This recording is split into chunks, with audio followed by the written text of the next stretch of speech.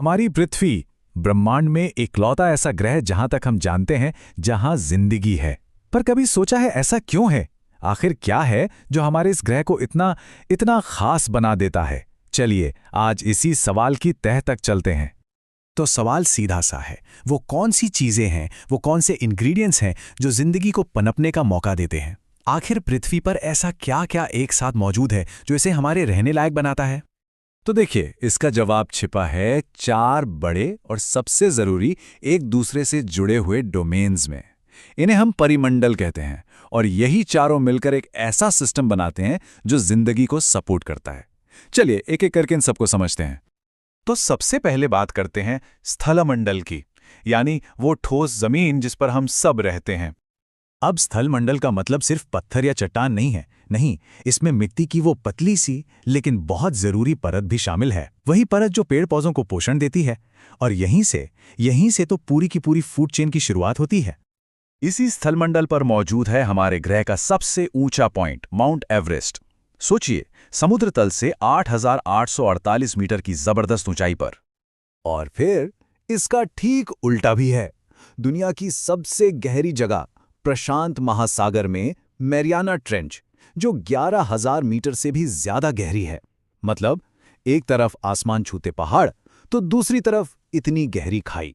ये दिखाता है कि हमारी धरती की सतह में कितनी ज्यादा वैरायटी है। ठीक है, तो जमीन की बात हो गई। अब चलते हैं अगले परिमंडल की तरफ, जलमंडल। जैसा कि नाम से ही जाहिर है, ये हमारे ग्रह के ज्यादातर हिस्से को कवर करता है। अक्सर तस्वीरों में देखते हैं ना कि अंतरिक्ष से हमारी पृथ्वी एक नीले रंग के गोले जैसे दिखती है। इसे ब्लू प्लैनेट भी कहते हैं और इसकी वजह है पानी, बहुत सारा पानी।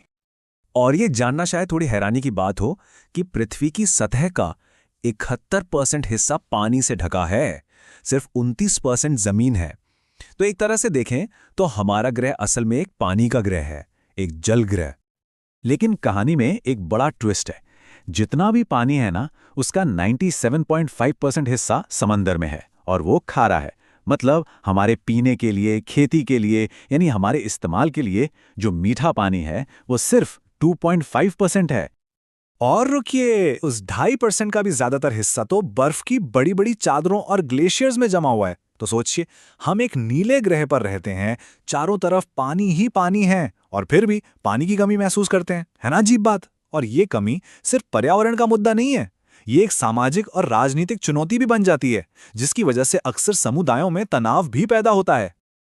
अच्छा, एक बड़ी मजेदार बात, ये जो शब्द हम इस्तेमाल कर रहे हैं, स्थलमंडल, जलमंडल, इनकी जड़ें ग्रीक भाषा में हैं।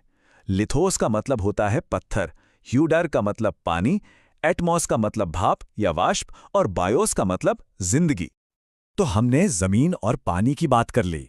अब आते हैं तीसरे जरूरी परिमंडल पर, वायुमंडल। ये गैसों का वो कंबल है जिसने हमारी पृथ्वी को चारों तरफ से घेर रखा है। इसका काम सिर्फ हमें सांस लेने के लिए ऑक्सीजन देना ही नहीं है, ये तो है ही जरूरी, पर इसके साथ साथ ये सूरज से आने वाली खतरनाक अल्ट्रावायलेट किरणों से हमें एक शील्ड की तरह बचाता भी है। और हां, ये वायुमंडल कोई एक चीज नहीं है, ये असल में 5 अलग अलग लेयर्स या परतों से बना है। हर परत की अपनी खासियत है और ये जमीन से शुरू होकर ऊपर अंतरिक्ष तक फैली हुई हैं।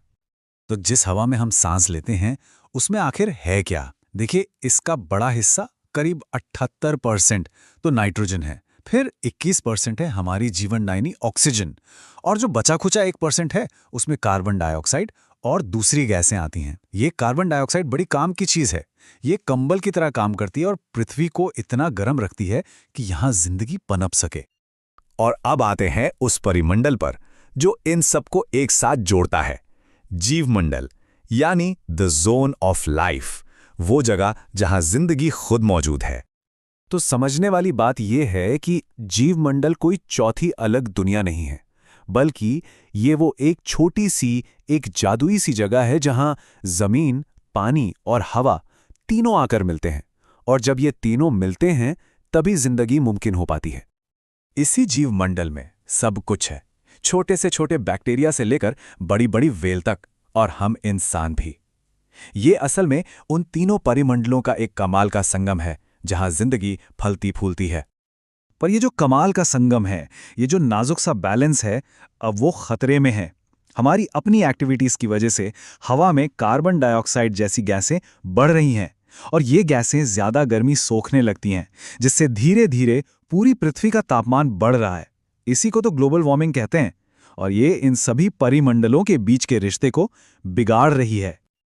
और ये बात हमें एक बहुत बड़े सवाल पर लाके खड़ा कर देती है। हम इंसान शायद अकेली ऐसी प्रजाति हैं जो इस पूरे जटिल बैलेंस को समझ सकते हैं। तो फिर इस कीमती सिस्टम को बचाने की जिम्मेदारी भी तो हमारी ही हुई ना। सवाल यही है कि हम अपने ग्रह के इन जीवन देने वाले परिमंडलों के बीच इस संतुलन को बनाए रखने के लिए आखिर कर क्या सकते हैं।